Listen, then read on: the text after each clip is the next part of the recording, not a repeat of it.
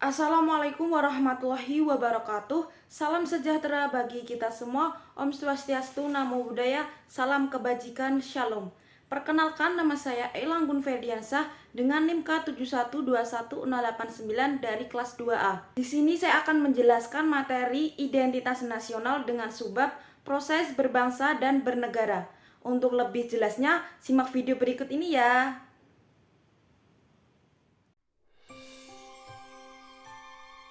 Berbangsa, bernegara adalah manusia yang memiliki kepentingan yang sama dalam menyatakan dirinya sebagai satu bangsa serta berproses di dalam satu wilayah Nusantara atau Indonesia dan mempunyai cita-cita yang berlandaskan niat untuk bersatu secara emosional dan rasional dalam membangun rasa nasionalisme secara ekletis ke dalam sikap perilaku antar yang berbeda ras, agama, asal keturunan, adat istiadat, kebiasaan, bahasa, sejarah, dan perbedaan lainnya.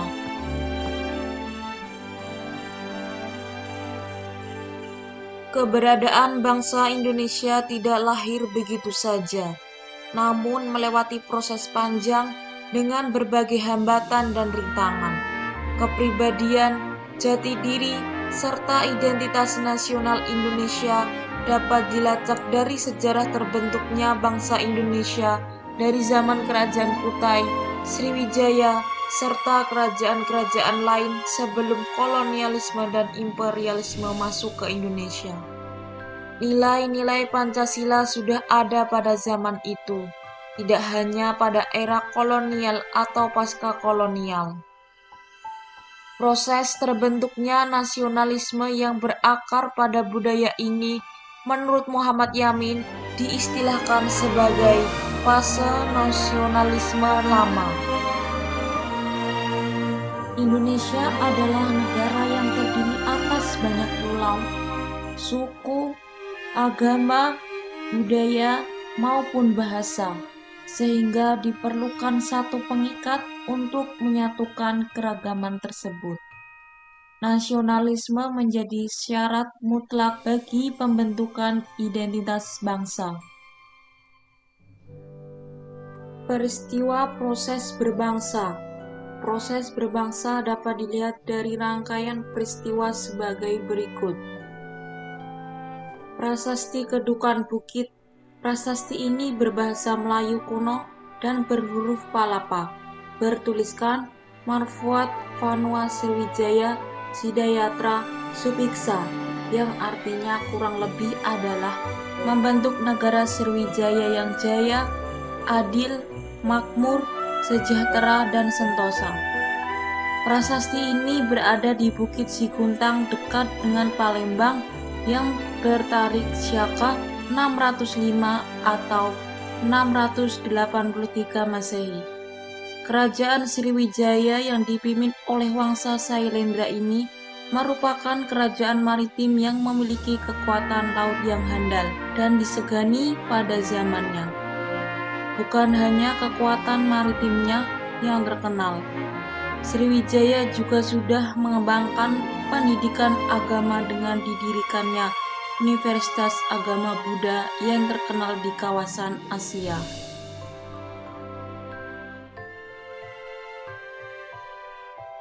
Kerajaan Majapahit. Jika Sriwijaya sistem pemerintahannya dikenal dengan sistem kedatuan, maka Majapahit dikenal dengan sistem keprabuan. Kerajaan ini berpusat di Jawa Timur di bawah pimpinan dinasti Rajasa, dan raja yang paling terkenal adalah Brawijaya. Majapahit mencapai keemasan pada pemerintahan Raja Hayam Wuruk dengan Mahapati Gajah Mada yang terkenal dengan Sumpah Palapa. Sumpah tersebut dia ucapkan dalam sidang ratu dan menteri-menteri di Paseban Keprabuan Majapahit pada tahun 1331 yang berbunyi, "Saya baru akan berhenti berpuasa makan palapa jikalau seluruh Nusantara takluk di bawah kekuasaan negara, jikalau gurun, seram, Tanjung Pura, Haru, Pahang, Depok, Bali, Sunda, Palembang, dan Tumasik sudah dikalahkan.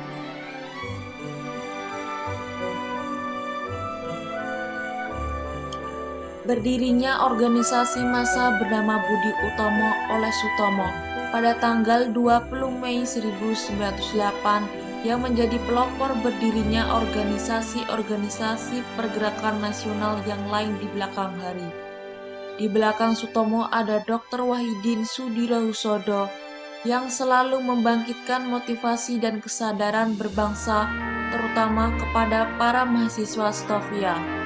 Budi Utomo adalah gerakan sosial kultur yang merupakan awal pergerakan nasional yang merintis kebangkitan nasional menuju cita-cita Indonesia merdeka.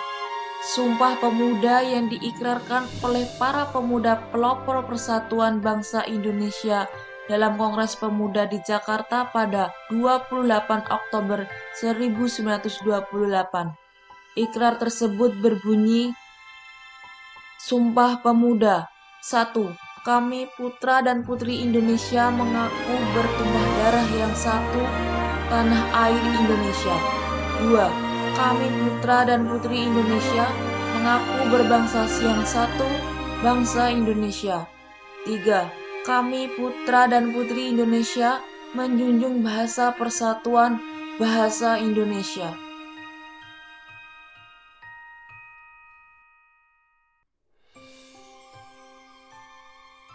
Peristiwa proses bernegara.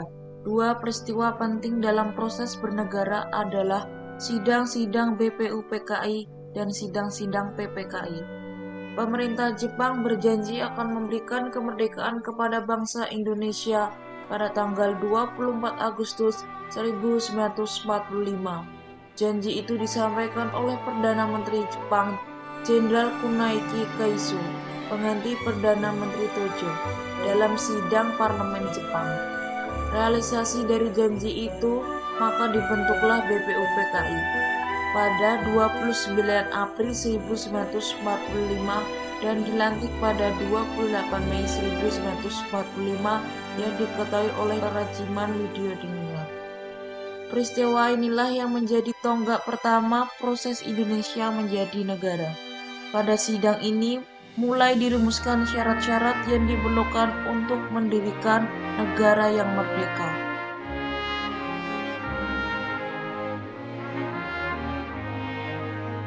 Pembentukan PPKI. Setelah sebelumnya pembubaran BPUPKI pada 9 Agustus 1945, Ketua PPKI adalah Insinyur Soekarno dan Wakil Ketua adalah Mohatta. Badan yang mula-mula buatan Jepang untuk mempersiapkan kemerdekaan di Indonesia setelah Jepang takluk pada sekutu, maka badan ini mempunyai sifat badan nasional yang mewakili seluruh bangsa Indonesia. Dengan penyerahan Jepang pada sekutu, maka janji Jepang tidak terpenuhi, sehingga bangsa Indonesia dapat memproklamasikan diri menjadi negara yang merdeka. Proklamasi Kemerdekaan Indonesia 17 Agustus 1945 dan penetapan Undang-Undang Dasar Negara Republik Indonesia tahun 1945 pada sidang PPKI tanggal 18 Agustus 1945. Peristiwa ini merupakan momentum yang paling penting dan bersejarah karena merupakan titik balik dari negara yang terjajah menjadi negara yang merdeka.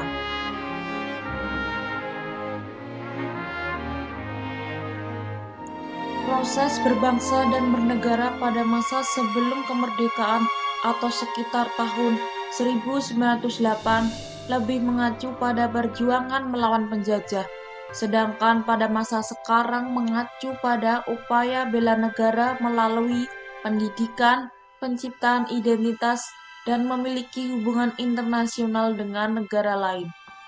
Dalam upaya untuk memahami proses berbangsa dan bernegara merupakan bagian yang tidak dapat dipisahkan dengan perkembangan kehidupan masyarakat Indonesia. Kesadaran terhadap sejarah menjadi penting ketika suatu masyarakat mulai menyadari bagaimana posisinya sekarang dan seperti apa jati diri atau identitasnya.